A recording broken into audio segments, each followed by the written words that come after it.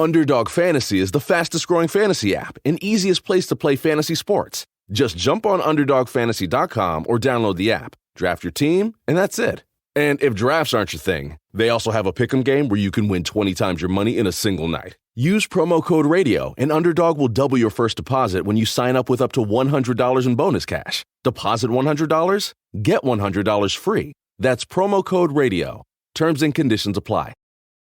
AutoTrader makes buying a car easier than ever. How? With the largest inventory of new and used vehicles, AutoTrader lets you shop for cars by monthly payment, so you know what you'll pay before you buy. And you know the prices are good because they're backed by Kelley Blue Book. Finally, it's easy. Start shopping at autotrader.com/finally it's easy.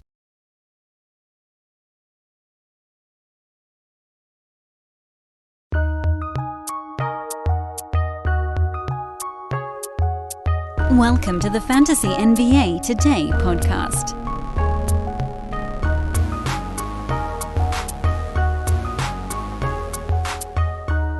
Off-season episode number 32 coming in hot on this Tuesday morning Pacific time.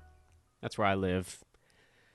You guys get stuck with slightly later releases if you're on the East Coast. There was a time, it was a couple of years, my wife did medical school in Michigan, so we were on Eastern time for a few years there, and I used to do a podcast. This is a long time ago now, but I got it done pretty early in the day. It's just easier when you're on that timeline. So, anyway, whatever. Welcome to the show. It's Fantasy NBA Today. I'm Dan Besbris. This is a Sports Ethos presentation. SportsEthos.com, the website. Hey, I'm going to keep bugging you guys. Follow Ethos Fantasy BK, BB, FB. Those are the three. First of all, you guys know the basketball one already. That one should not be a surprise to you. But the baseball one has daily podcasts, Monday through Friday.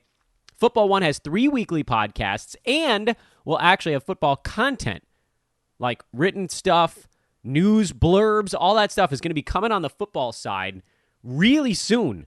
So please go follow Ethos Fantasy FB. It is going to become your football resource the way that we are here on the basketball side. Ethos Fantasy FB, Ethos Fantasy BB, and then basketball you probably already follow.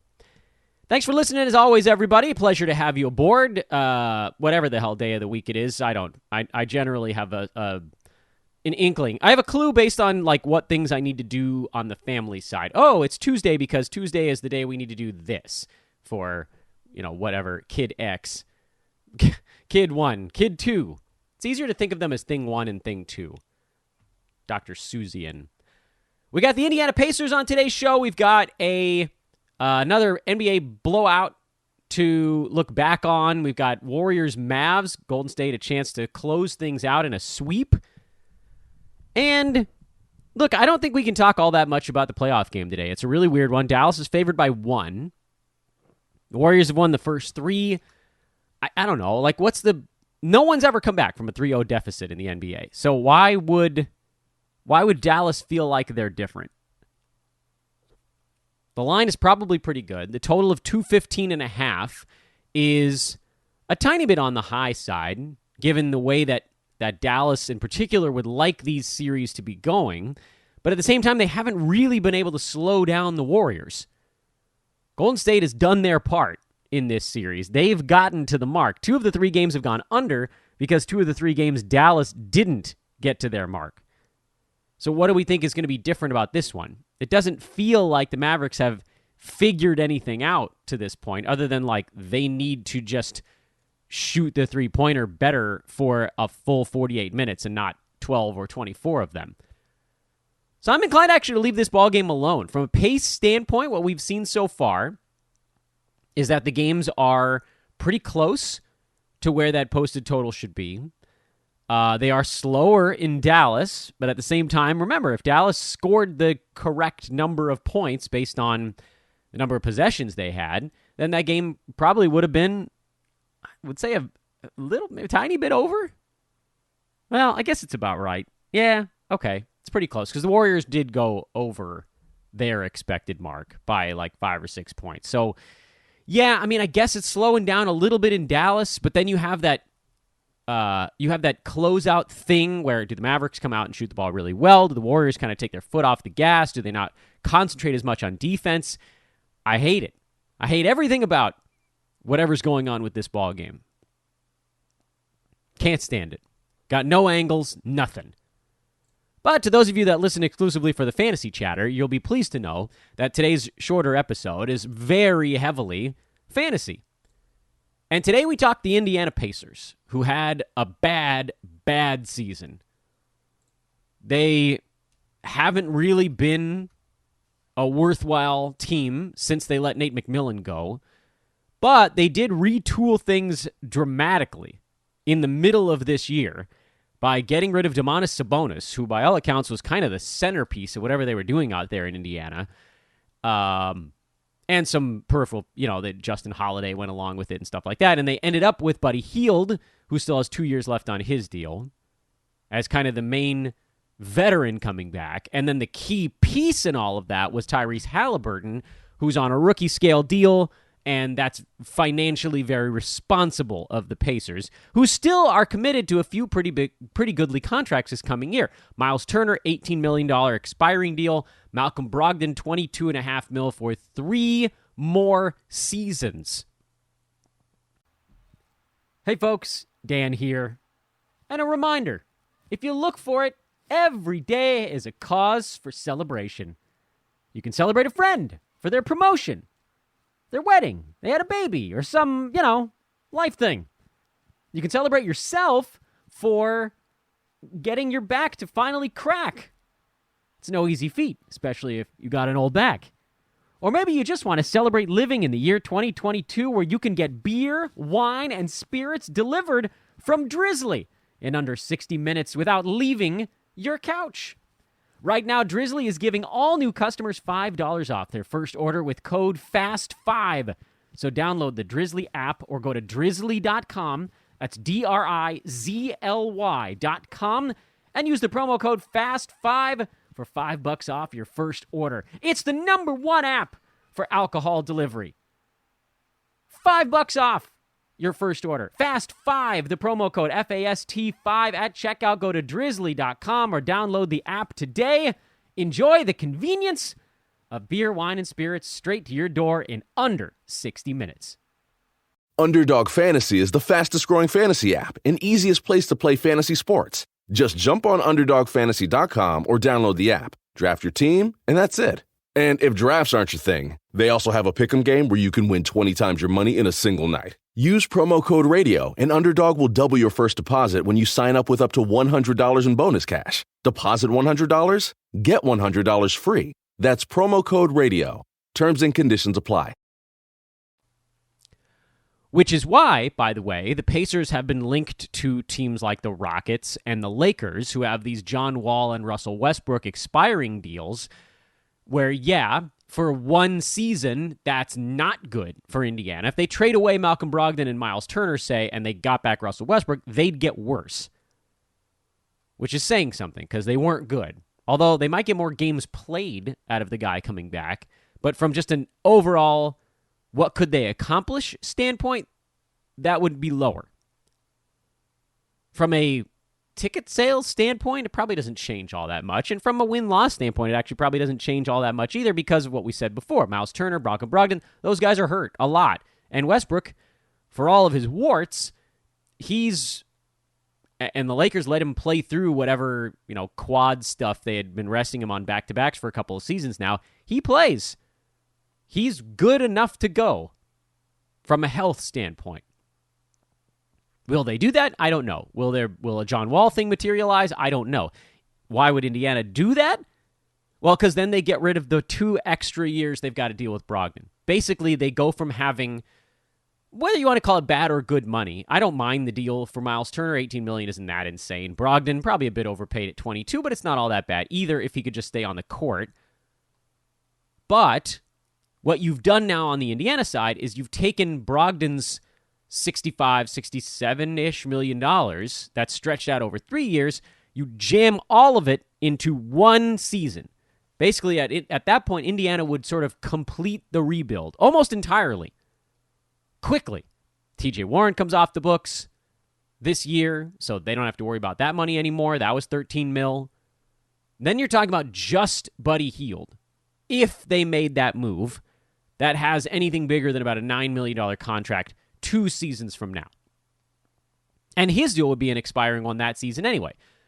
Here's the problem that you always have to look at from that standpoint. Problem is, Tyrese Haliburton next year is signed for $4.5 million. Hell of a deal. Season after that, 5.8 team option, which you know damn well they're going to exercise as soon as they're eligible to do so. Then Haliburton becomes a restricted free agent. And at that point, if you're Indiana, presumably, and we don't know how things develop, but right now it looks like Haliburton is on his way to being a very, very good NBA player, if he isn't already. Indiana's going to want to give him a reason to stick around. He's going to be, presumably, one of their core pieces. And if 2024 is really this is when we get things rolling date, that's a long way off from now to try to convince your young star, okay, it's fine, hang with us here. Hey, hang with us. Give us a chance. They've got a couple other interesting young guys. Isaiah Jackson is an interesting young guy. Really liked what we saw out of him at the end of the year. Super intriguing dynasty guy. Chris Duarte looked fine. Not great, but fine. I thought Jalen Smith was an interesting acquisition, although he's actually off the books, so, who cares, I guess, at that point. So Indiana's got to kind of figure out what are they actually building around here. What are the main things that they want to control? Haliburton for sure. Isaiah Jackson for sure. Chris Duarte probably for sure, I would say. And then it's kind of, beyond those 3 guys, you kind of don't really know. What I think you can convince the young guys of, in Haliburton, Duarte, Jackson, whoever, next year, this coming season, can be a bit of a tank year, whatever that means. Whether it's, again, sitting guys or unloading Brogdon's longer contract for a bigger, shorter one like a Russ or a John Wall, whatever that is, that's a pretty easy sales job. Hey, guys, look, we're not going to be much better next year, so let's hit the TNT, let's light the stick, throw it into the cave, blow it up real quick as best we can. We got like halfway there at the deadline this last year. We'll finish off what we got to do this offseason or mid this season. And then by 2023, it'll be TJ McConnell, who's on contract as the, very solid backup point guard, who, mind you, could have an interesting spot on this team depending on how the roster shakes out. Haliburton, Duarte, Jackson, maybe Goga Batadze still hanging around as a clunky backup center, whatever. But this coming season, you say, look, this is a growth year. We're going to feel each other out. Guys are going to work on their game. We'll try to win a few, but it's not that important. From a handicapping standpoint with the Pacers, we kind of have to look at what's coming next year from 2 different standpoints. Standpoint number 1 is what happens if they do move off of Brogdon and Miles Turner, and what happens if they keep them. Because all of this stuff is easier said than done. They don't want to just move them for the sake of moving them. But, like if let's say you're the Lakers or the Rockets, you can approach it either way, and you have this very large expiring deal, that has now become a tradable asset. Hey, look, Indiana, you want your rebuild to happen in 1.5 years instead of 3? Like, we've got the guy for you. And Indiana's going to be asking for picks as a throw-in because they know the Lakers want to compete right away. So each side thinks they have the leverage. Houston's probably a different one because Houston can say, look, you guys don't have leverage on us at all. We don't need whatever you're sending back our way. We're trying to lose anyway. That one's a tougher one. So presumably, India I think they'd assume that they could get more out of the Lakers because the Lakers want to get a deal done more. Rockets kind of don't care either way. In fact, if it's the Rockets, they would probably be expecting picks coming back to help Indiana get off of their longer-term money. Maybe that's the path you take. I don't know. If you're Indiana, you probably don't want to do it that way. You'd probably rather go with the Lakers where you don't have to send picks back, and maybe you could even convince LA to send something your way. Either way, from a what do the teams need standpoint, it actually makes a lot of sense. But it's still a ton of money, big name players. None of that stuff happens quickly or overnight, even if it does make a lot of sense.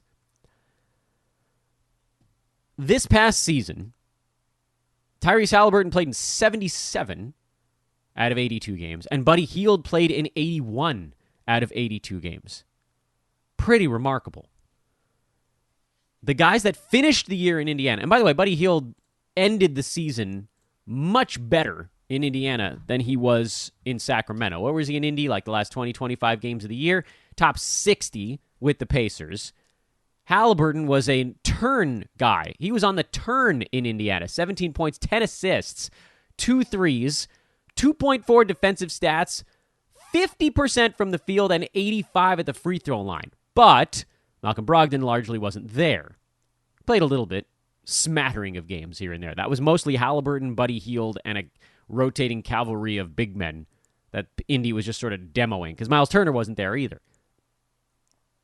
Haliburton has a chance to go overdrafted this year. If people think he's going to be the number 12 guy when Malcolm Brogdon is playing alongside him, it's just not going to happen because the usage is going to go down.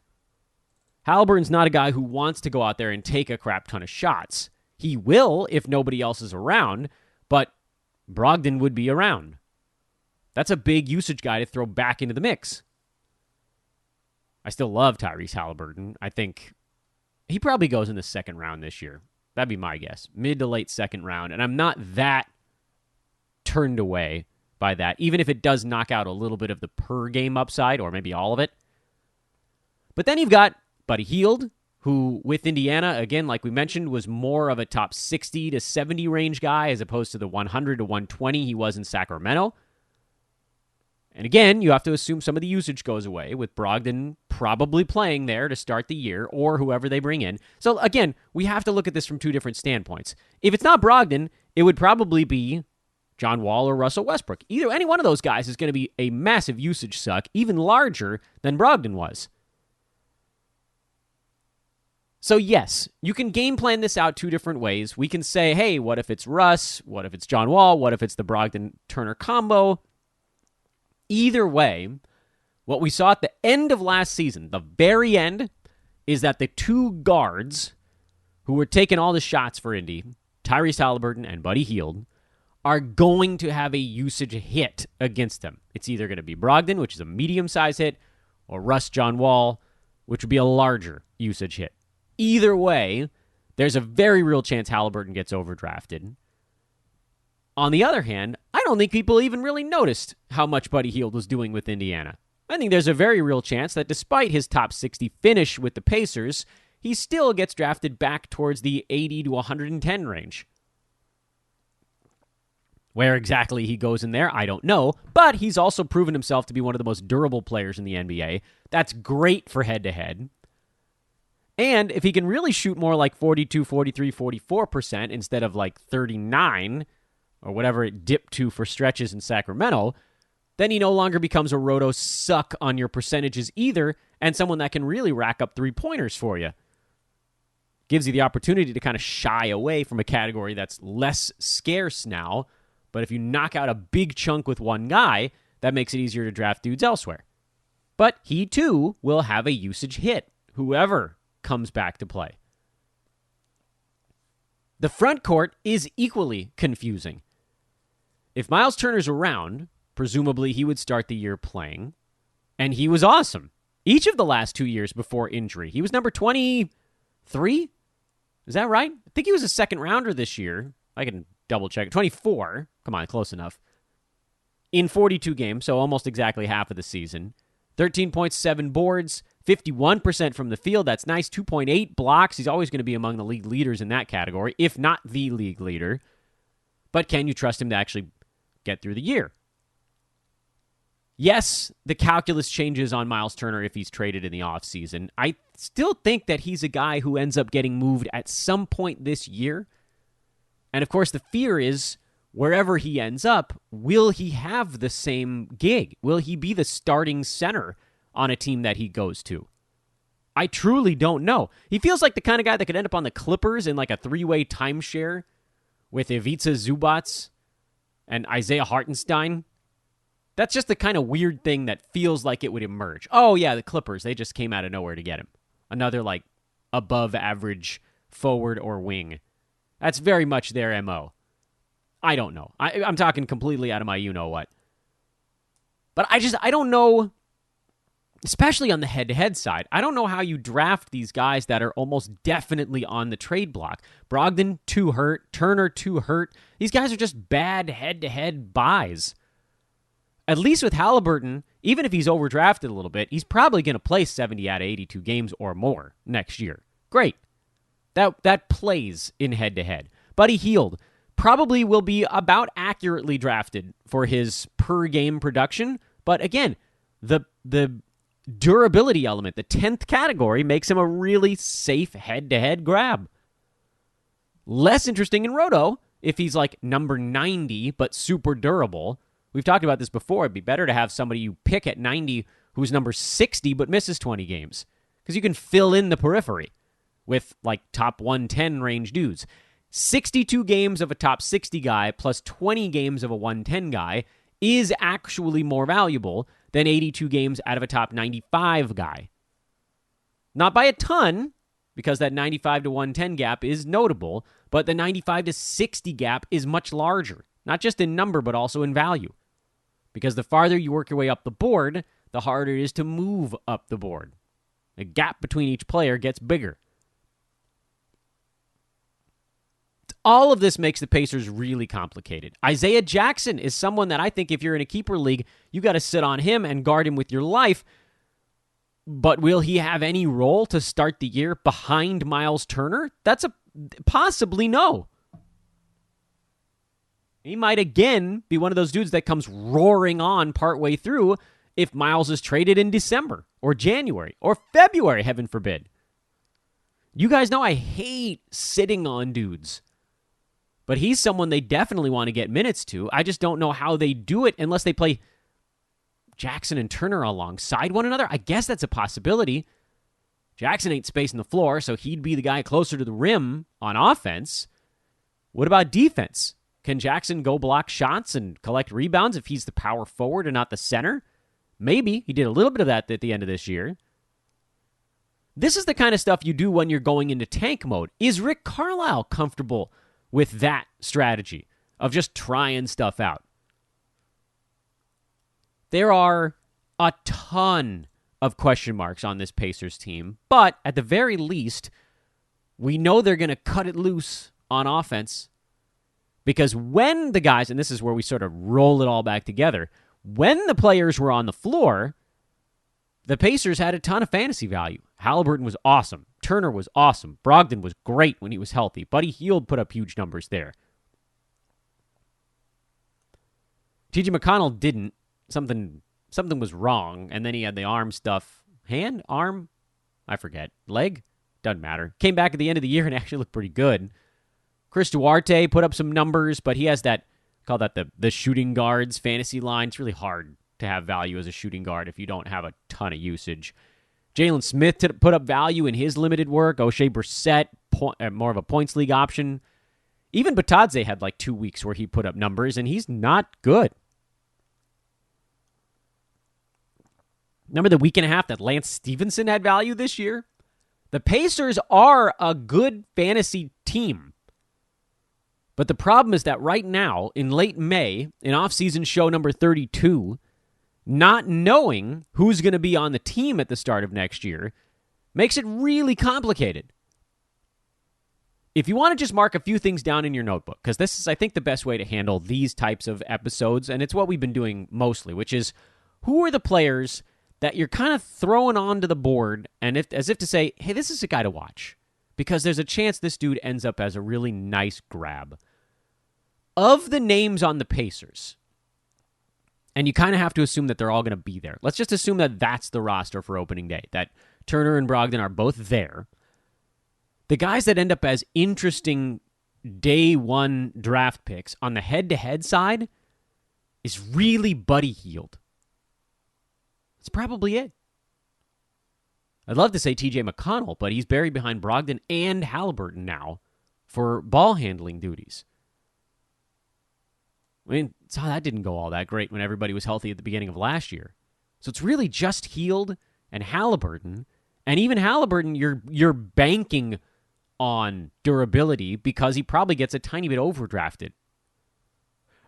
head-to-head wise, you're probably talking about, or per game, I should say, you're probably talking about more like a top 25 kind of guy with everybody healthy and playing. But again, if he clears 69, 70 ball games, he probably beats his ADP on a totals basis. Like this year, I mean, his totals value this season was nuts. 77 ball games played. That's incredible. He was great.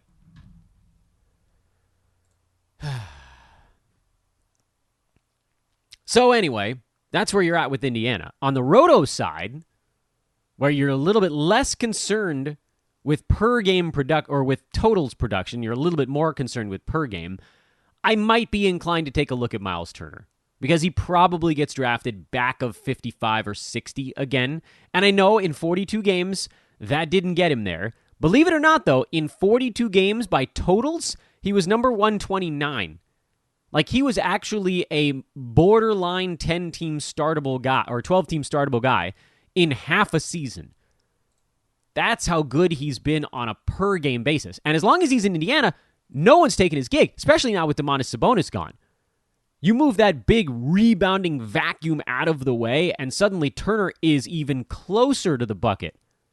Even if Isaiah Jackson's out there. I don't care if Miles Turner effectively is the power forward on offense. That doesn't bother me at all. He becomes the last line of defense defensively, and there's no one else to clog things up. Jackson's not going to clog things up like Sabonis did. Isaiah Jackson is a rim runner. He's not going to go take it in the post and jam things up. Well, Miles Turner is actually a very interesting roto grab. Even if he gets traded in the middle of the season, again, we're assuming in this discussion that he's there to start the year. If he gets traded 30, 40 games into the year, wherever he goes, he probably won't have that strong of a role, but you're talking, fall back from like late second round, early third round production to what? Like top 60, top 70? And that's probably where he was getting picked anyway. And if he's on a team that's trying to compete, he'd be more inclined to play. Like, I think that there is a very real chance he was going to come back this year, and then the team was like, meh, lotto balls. So no, he's not a healthy player. Turner's missed a lot of time, and he's missed time in seasons where his team has been trying to win. But it hasn't been nearly as extreme as the last 2 years where the Pacers stunk. When he played 47 out of 72 and 42 out of 82 this year. He's always been a little bit dinged up, other than his sophomore year. He played 81 out of 82 games. Next year he missed 17. Year after that he missed 8. Not bad. Year after that he missed 10. The COVID year. It's not that bad. And then it got really rough when Indiana went into the pooper. Take the Pacers back out of the toilet, or rather, in this particular case, take Miles Turner off of a team headed into the toilet, and he probably gets back into the 60s. And if he plays mid-60s, low to mid-60s in games, and beats his ADP on a per-game basis by 3 to 4 rounds, Roto side, that'll do. Do like the ending of Babe here on the podcast. That'll do, Miles. I'm telling you.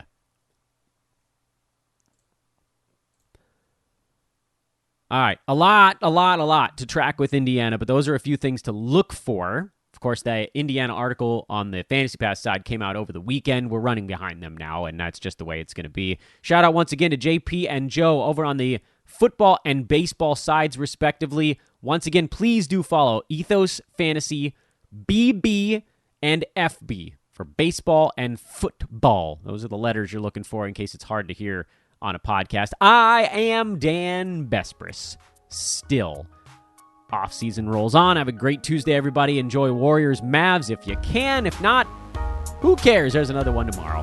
Later.